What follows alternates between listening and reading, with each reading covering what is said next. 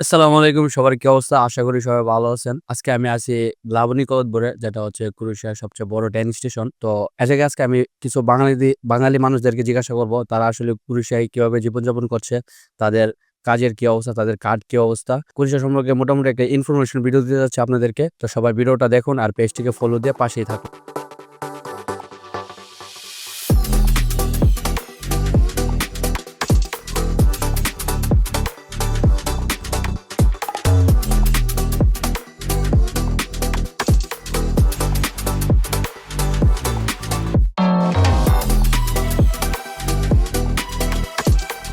তো আমি এখন আছি আমাদের এক বাঙালি ভাইয়ের কাছে। ভাইকে জিজ্ঞাসা করবো, ভাই ক্রোয়েশিয়ার মধ্যে কি অবস্থায় আছে, কি আশেপাশে সবকিছু। আসসালামু আলাইকুম, কি অবস্থা ভাই, ভালো আছেন? ওয়ালাইকুম আসসালাম ভাই। আলহামদুলিল্লাহ ভালো আছি। আপনার নাম কি? আমার নাম আমিনুল আমিন। আপনার দেশের বাড়ি কোথায়? আমার দেশের বাড়ি ব্রাহ্মণবাড়িয়া। তো আপনি ক্রোয়েশিয়ায় কতদিন যাবত আছেন এই জায়গায়?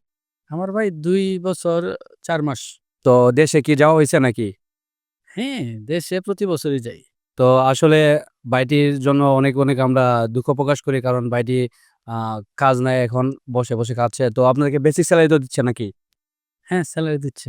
তাহলে ভালো। বেসিক স্যালারি পাইলে আসলে ভালো। কারণ কোম্পানিতে আসলে আপনারা বেসিক স্যালারিটা পাবেন, এটাই মনে করেন কি আপনাদের একটা প্লাস পয়েন্ট আরকি। তো আমরা আরেকটি ভাইকে জিজ্ঞাসা করব, দেখি কি অবস্থা, কি আসল বিষয়।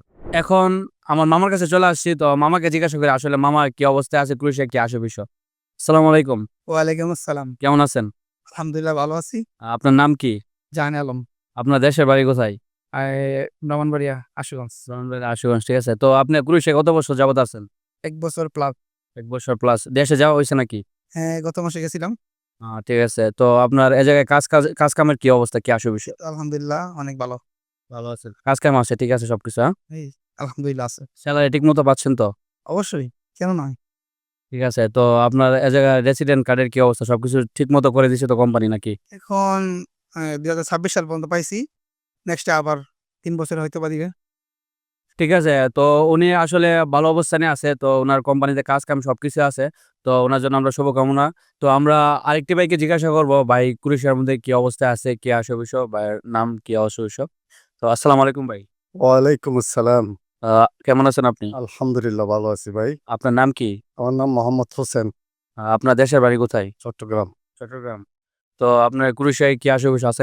আপনার কি কাজ-কাম আছে ক্রোয়েশিয়ার মধ্যে? না, কুরিশের মধ্যে প্রচুর কাজ আছে। আজকে বন্ধ আমাদের। সাপ্তাহিক ২ দিন বন্ধ থাকে, শনিবার, রবিবার।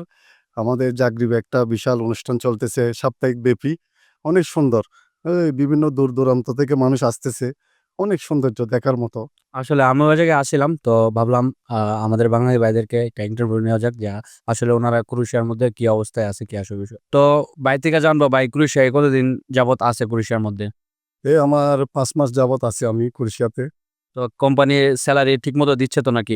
সবকিছু আলহামদুলিল্লাহ ভালো। সবকিছু ঠিকঠাক আছে। সবকিছু ভালো। তো ভাই থেকে আমরা শুভকামনা জানাই। তো ভালো থাকবেন ভাই, হ্যাঁ?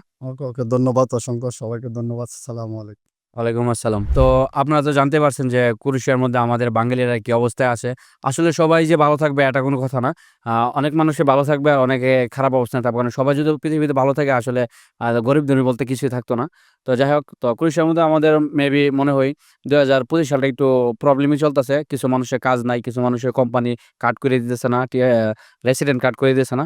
তো আশা করি ২০২৬ সালে এটা থাকবে না আর। তো যাই হোক, আপনারা ক্রোয়েশিয়ার জন্য ট্রাই করতে পারেন। ক্রোয়েশিয়া আসতে পারেন। অনেক সুন্দর একটা দেশ ক্রোয়েশিয়া। তো সবাই ভালো থাকবেন, সুস্থ থাকবেন। আল্লাহ হাফেজ।